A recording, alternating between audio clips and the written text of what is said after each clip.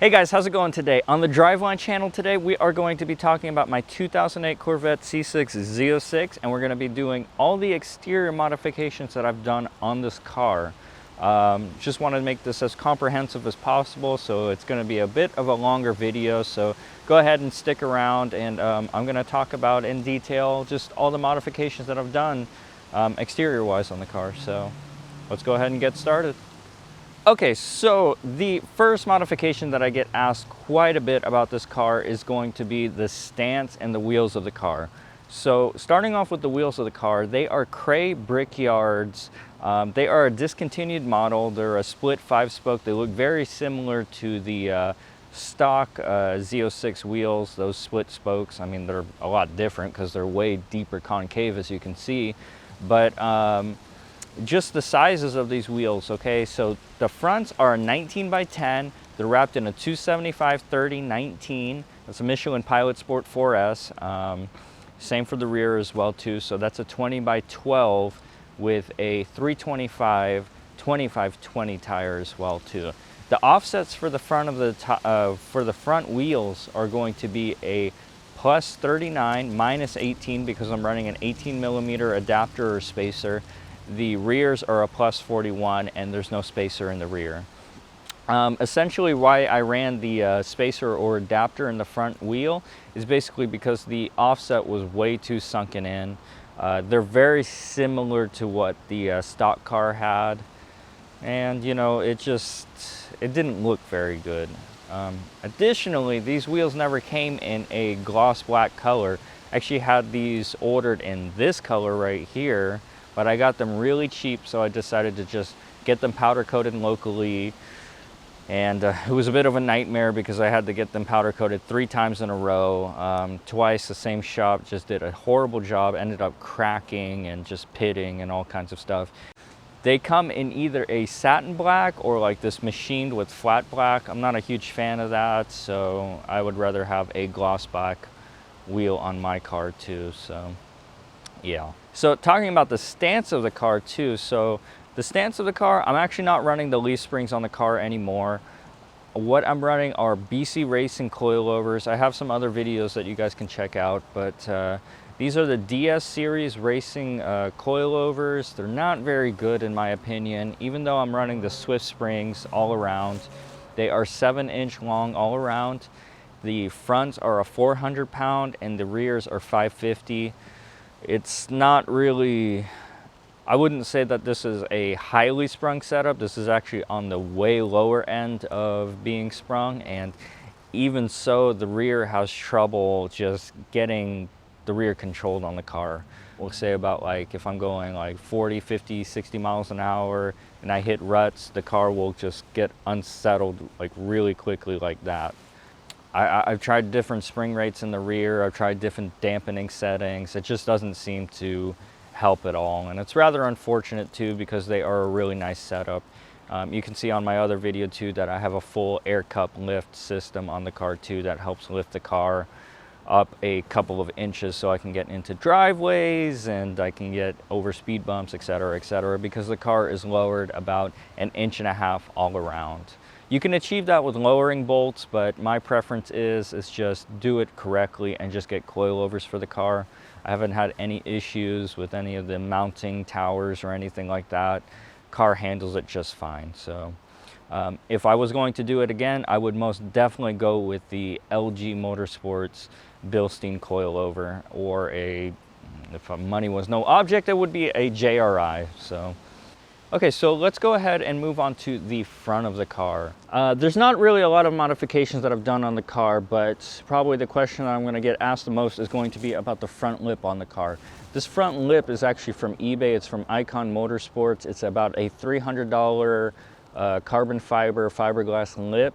The reason why I say that is because it just has a carbon fiber overlay over the fiberglass. Most aftermarket parts are going to be like that, including the side skirts and the rear spoiler for the car as well too. If you wanted a nice quality one, you could go with the stock 01 or APR or even the C7 Carbon. They're all really nice lips, obviously. You know, it just is what it is. This is a disposable item, obviously, so I didn't want to spend a ton of money on it.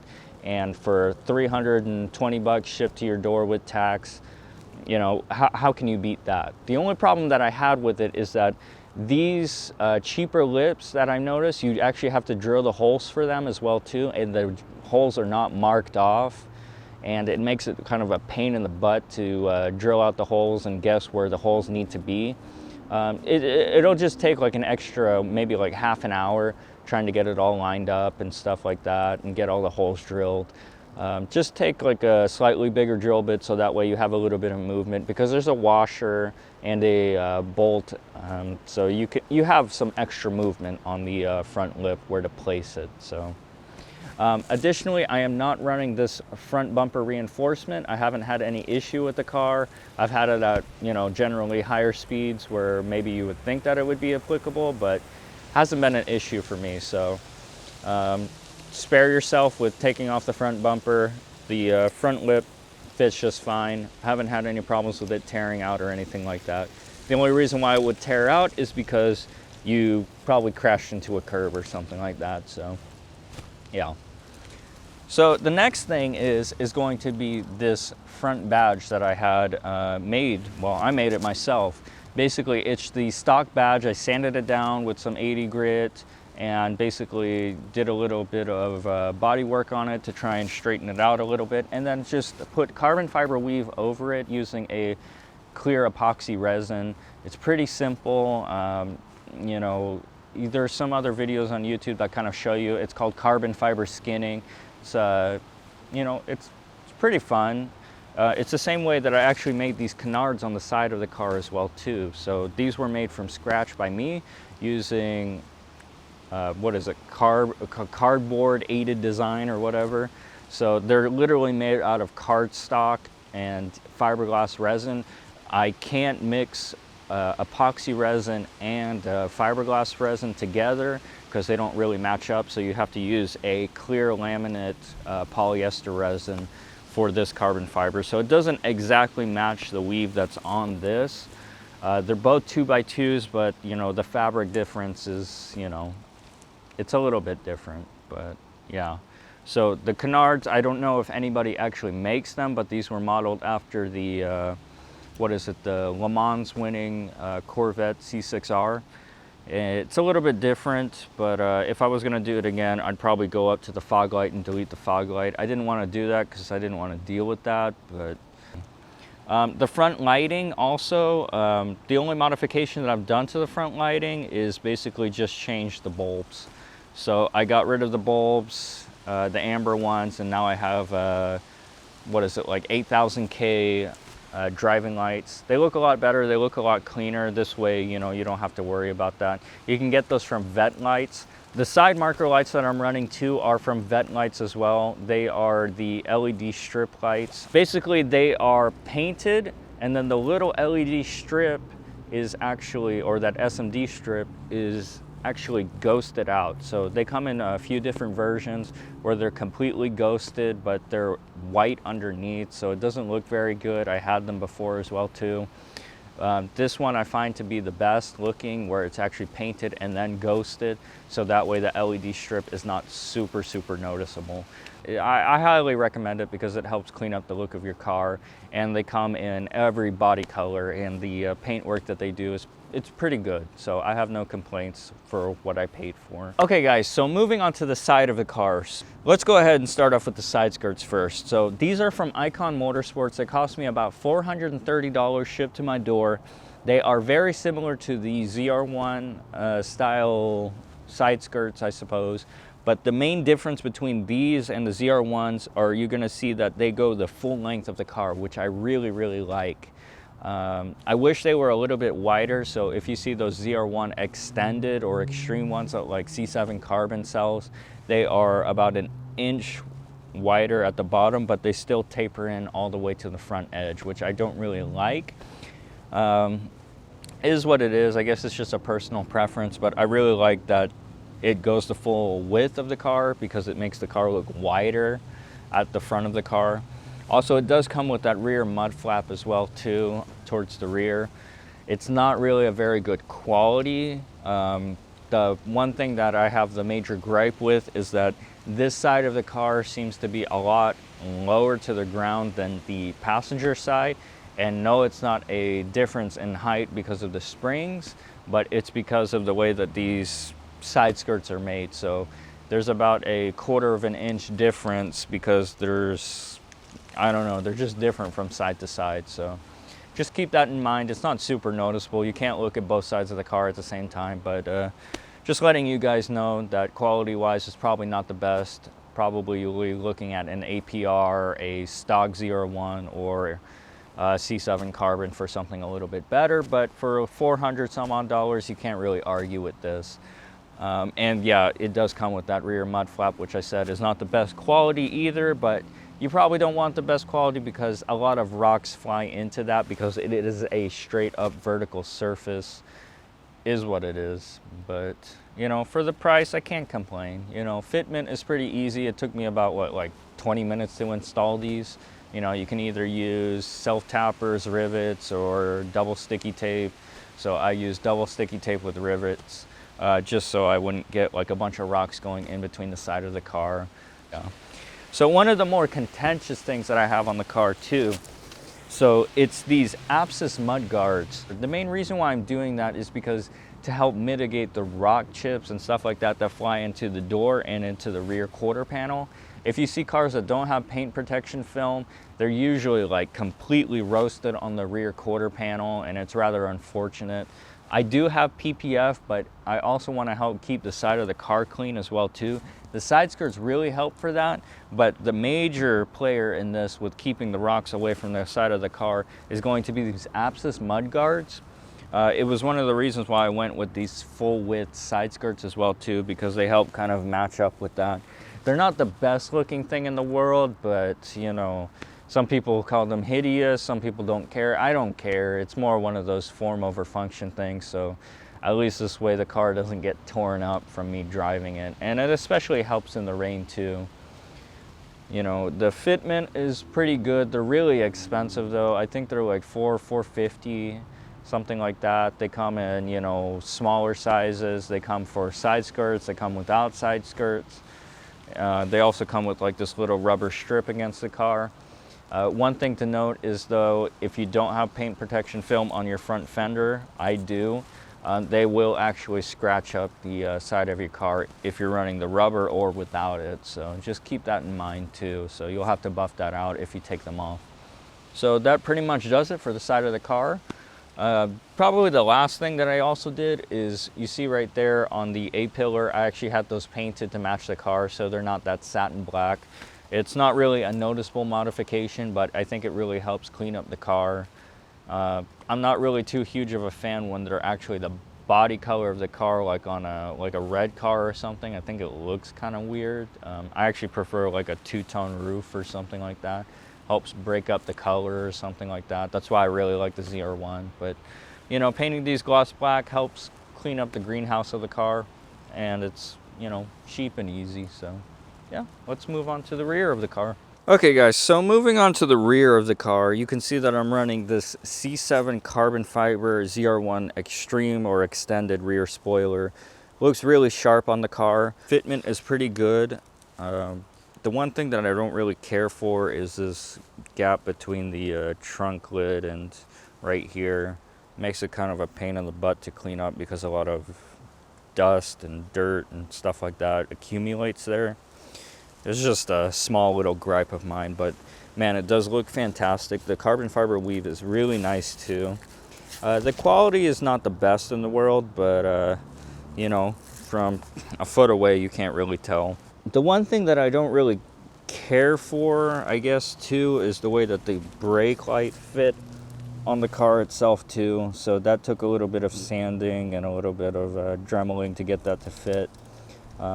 It fits okay, but that was probably the major thing that I had to do to get this to fit. It's pretty easy to install this because there's one stud right here and one stud right here that you do have to drill out for. Kind of the cheater way, or the cheater method that I used, is basically take a little bit of toothpaste and it helps you mark where you need to drill the holes. So just a quick suggestion for you guys who are looking to install this too. It uses the stock studs right here and right here as well too, so installation's pretty easy on that. I can't remember off the top of my head how much this was.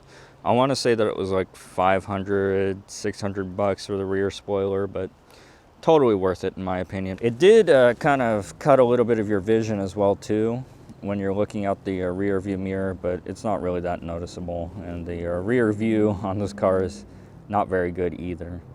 So moving on to the taillights right here, as you can kind of see, these are dark smoked Vettelights Eagle Eye taillights. So let's see if I can get them to light up. There you go. So they look really, really sharp, and they are dark smoked. They cost about 350 bucks or something like that. The quality is really good. They're really easy to install. They have a little LED module that goes with them as well too, so the the turn signal doesn't go all erratic. They're really good quality. I can't complain about them. I would love to try the Morimotos out too, but they are insanely expensive, so I won't be trying them anytime soon. The badge is also carbon fiber right there too. Same principle as the one in the front, just a carbon fiber overlay with some epoxy resin. Okay guys, so moving on to one of the more asked questions about the car as well too is what rear diffuser I'm running and what exhaust tips I'm running. So the rear diffuser that I'm running is a carbon fiber fiberglass overlay from Supervettes. The quality is pretty abysmal, as you can kind of tell. You know, you can see a lot of air bubbles, a lot of like haziness in the carbon fiber itself. This piece cost about 2,500 bucks. This is pretty unacceptable for this piece. I didn't pay that much for it because I got it off somebody else, but just the quality is really not that good. The fitment was really hard to put on this car too. It was brand new when I got it, never fitted up or anything like that. Wasn't even taken out of the package, but basically, if you know, the stock diffuser has like these tabs that go across there. I had to Dremel them out and make brackets for underneath the car too, because I don't know if that's going to show up, but the diffuser goes all the way to where the leaf springs would mount. I had to make my own brackets, stuff like that, and this thing just fit like garbage, and it took me about like 4 or 5 hours or so to get this thing installed, which is not really that cool either. One little thing too is that you have to cut out for your exhaust tips, but that's pretty easy to do. It looks really cool from a distance, but the quality is just not really there, and the diffuser goes pretty deep in there too, so yeah. Okay, so and then for the exhaust tips, I'm actually running Corsa exhaust tips. They are 4.5-inch tips from the C7 Corvette system. So I believe the part number is 14062. They cost about 300 to 350 bucks brand new. I got them used, or not used, but I got them open box for about 250. So keep your eyes out for them. Sometimes they come up. They're really sharp looking tips. They're going to my Borla attack systems that I had welded up to them. I'll try and post a little clip of that or picture what they look like underneath, but any competent exhaust shop would be able to handle that just fine. So yeah. Oh, and then also reverse lights. Reverse lights are up there. These little pieces are from Amazon. They cost about 15 bucks, just hardwired into where the original harness for the reverse lights are, and then just moved them up here. They're pretty bright. They're LED lights, so they match with everything else too. So yeah, I think that's pretty much covers it for all the exterior modifications on the car. So alrighty guys, so that covers it for all the exterior mods on the car. I hope that was helpful if you guys are looking to shop around for some stuff for your car. At least this way you know how much it costs and where to get it from. If you guys have any more questions, go ahead and shoot me a comment, comment, subscribe, whatever, you know. Hopefully this video was helpful, and I will talk to you guys later. So thanks for watching.